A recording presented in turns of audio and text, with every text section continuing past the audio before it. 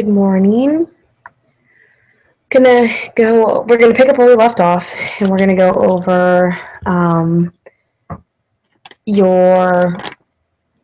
We're gonna pick up with the simple fruit, but we're gonna do dry fruit this time instead of your fleshy fruit. So if you remember, the simple fruits are going to come from that one flower with the one carpel. So nothing super fancy there. But unlike their fleshy counterparts, these are going to be more like your, I'm going to call them like your nuts. You're going to think of them more as your nuts. Some of the things that you might see on trees that you would consider more seeds than anything else, but they're technically fruits. So there are two ways that your dry fruits can be divided into. They can be divided into dehiscent dry fruits, and they can be in indehiscent dry fruits. So with your dehiscent dry fruits, your pericarp is going to split open. So that's going to be your endo, meso, and exocarp. Your exo, meso, and endocarp. There we go. Not sure if that's what I said, but so they're going to split open at maturity so the seeds can come out on their own.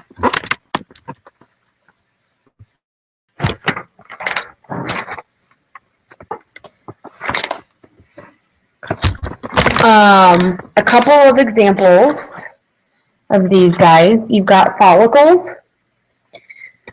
These are going to be formed from one single carpel, and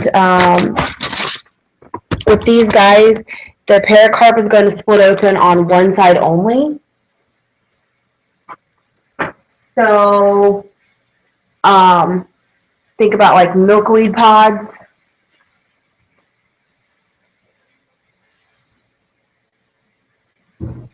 A legume is another type of a dehiscent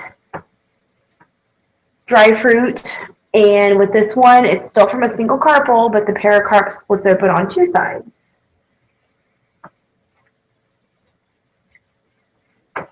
So these are going to be all of your normal nuts, if you will. So your peanuts, peas, beans, all beans.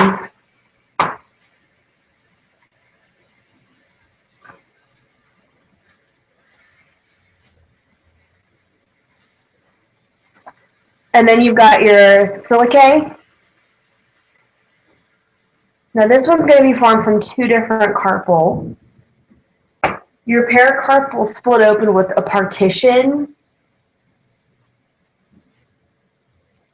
and the seeds will still be attached, so they're not just gonna fall out. Usually you have to extract them. So think of like vanilla beans.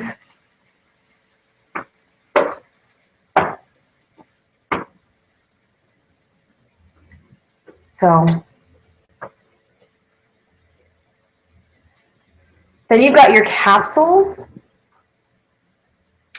These are going to be formed from 3 or more carpels normally, not always. And then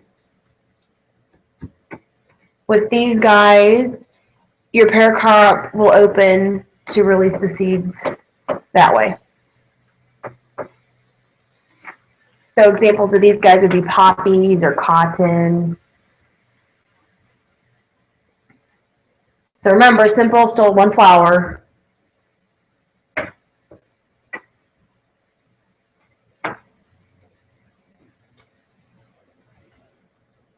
So we haven't gotten into the multiple flowers yet.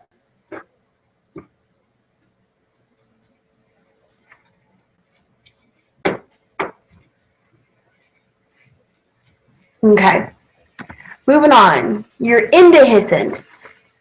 With your indehiscent dry fruits, these guys, the pericarp doesn't open at maturity.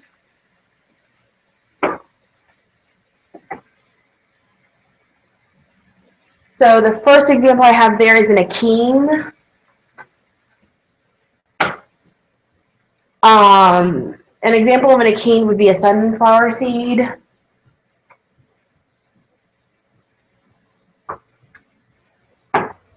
These will be important later. So these are just like I've got your seed kind of in the middle because these will be important on your aggregate fruits here in a minute.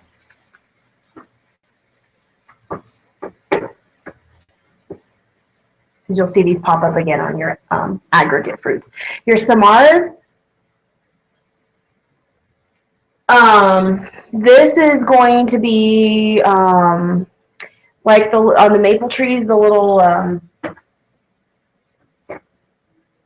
propeller helicopter. Do Angie's? Your maple. Your maple is actually known as a double samara because they have two of them coming off.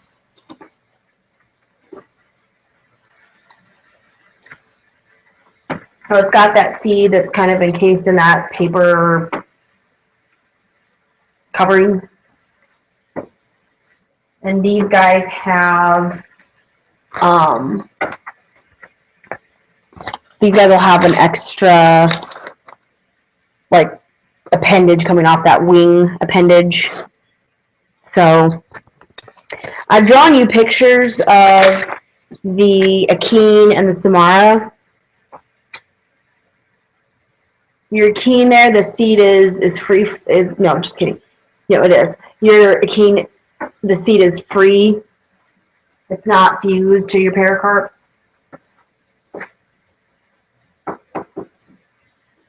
With the samara, your seed is still in there.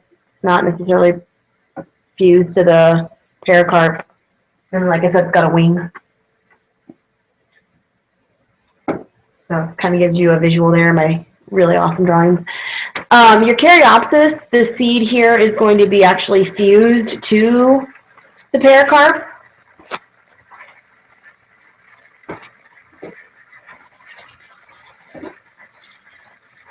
So things like corn, rice, barley, they're all fused.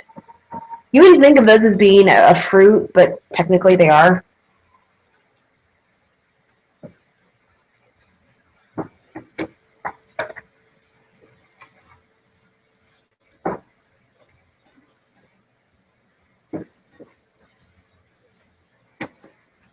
Then you've got your nuts.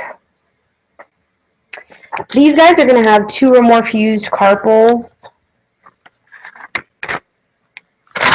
So,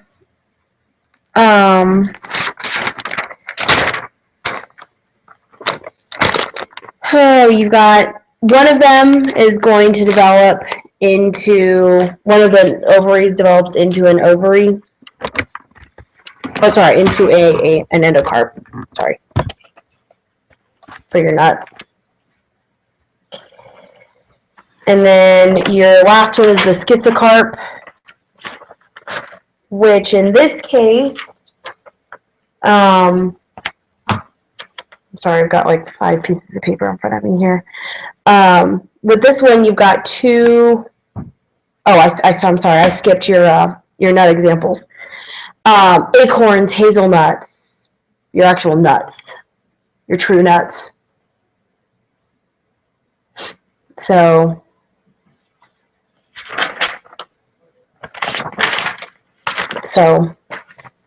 now, I'm sure you're aware that peanuts are actually legumes, not nuts, so not a true nut. So, okay, now your schizocarp. So you've got two carpels, and they're going to show axial placentation. So now those are going to split at maturity, but the actual pericarp of both carpels will not open. So, and I've drawn you there, that splits, but the partition of each side there doesn't open. So, members from your parsley family, your carrots, dill, celery, they all are part of the schizocarp group of fruits.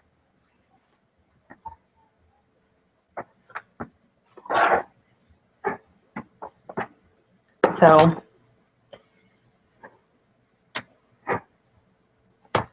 all right. Moving on.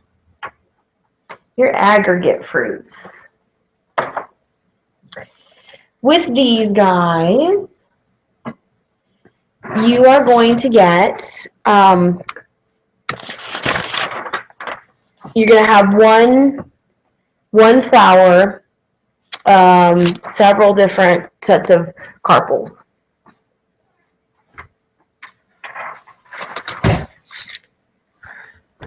So, with this group, I've drawn you what the two most common, well, really kind of the only ones, but the most common examples of these groups: the strawberry and your excuse me, your raspberry and blackberry. So, depending on the fruit itself, the plant itself, you may or may not have an enlarged receptacle. If you are forming a strawberry, you will have an enlarged receptacle. If you are not a strawberry, you will not have an enlarged receptacle.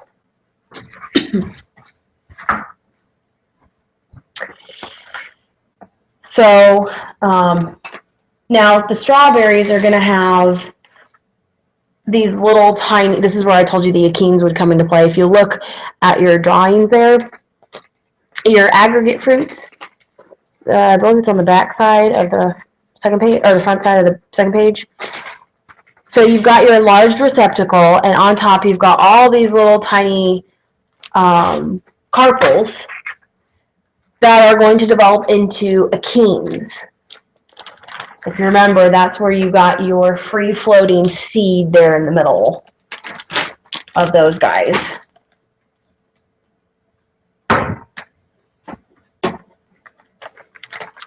So,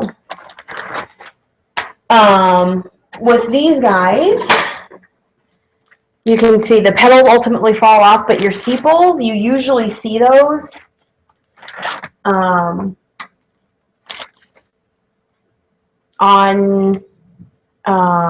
you'll usually see those on the strawberry itself. Those are the sepals, kind of left over. So that's basically a strawberry. So when you look at it and you see all those little tiny seeds, those are the little carpels that have turned into achenes. So that's what gets stuck in your teeth. All right, moving on to the blackberry, raspberry families. All right, with these guys, you're going to get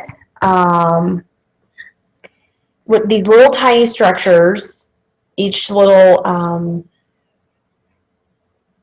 carpel is going to turn into it's going to be a drupe. But since they're little, we're going to call them drupelets. Isn't that cute? So each one of those swelled balloon structures, I guess you could call it, on the blackberry and raspberry, those are called the drupelets. So similar to the drupe, but on a tiny scale. So that's your aggregate fruit. So, okay, moving on. Last one. Just kidding. I got excited. I forgot that I put multiple fruits on the same slide there. Okay, so your multiple fruits is the last one. So this comes from multiple flowers. Okay. And in this case, the only major one that that this fits into would be the pineapple family. And I've attempted to draw you a picture of a pineapple. So it's not very good, but you know, so I would go to Bad Drawing 101. All science teachers do. So anyway, with these guys, each individual little spike thing on your pineapple is actually an individual flower, or it was an individual flower. So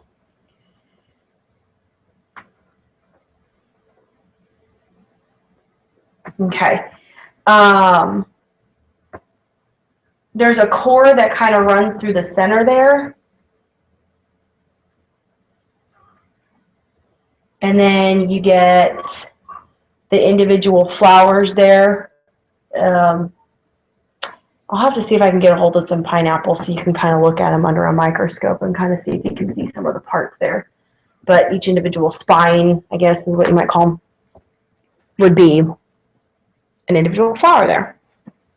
So, okay, now the last slide. We've talked about this in terms of pollination. So this will look really similar to the pollination. There are different ways that fruit can be dispersed. Because remember, the fruit is carrying the seeds. The fruit's main job is to serve as a protector of the seed. So your seed can move, or your fruit can move either by wind, water, or animal. A lot of those indehiscent dry fruits are going to move this way. A lot of those what you might call a seed or a nut rather than an actual fruit is going to move by wind. Can also move by water, and then animals can also move them. So that kind of wraps up fruit. I'll try to find some examples of some fruits here that maybe you can dissect and look at. If anything, it's fun to cut them up and look at the different parts because you've looked at fruit forever, but you've never really looked at it on this level before. At least I hadn't looked at it that closely when I was in school, so it was really interesting to look at all those different parts. So my apologies for Friday. Was not planning to stay home on Friday, so just let me know. I guess at this point you would have already let me know if you're taking your quiz, but we'll keep chugging along here because we're running out of time for you, which is probably exciting for you because you're almost done with high school. I would be excited, and so I'm looking. I think if I know when grades are due, my guess is I'll shoot to have your final somewhere between the 28th to the 29th, and then that first part of the next. So the first few days in May. I'm not sure when. It's going to depend on how long it takes us to get through everything. I should have a better idea early next week when that final will be. My guess is I will give you a unit test on like the 21st, the 22nd, maybe the 25th or 26th. Just kind of, again, it depends. And then from that, we'll be able to, I'll push you back. So whenever I give you that unit test, a week after will be your final. So my guess is we'll have a better idea at the end of this week, early part of next week as to when that final will be. So I'll keep you posted. But again, let me know when your major finals are in English and chemistry and any of the other crazy classes that you're taking this year. So if you do have any questions, just let me know. Otherwise, have a good day.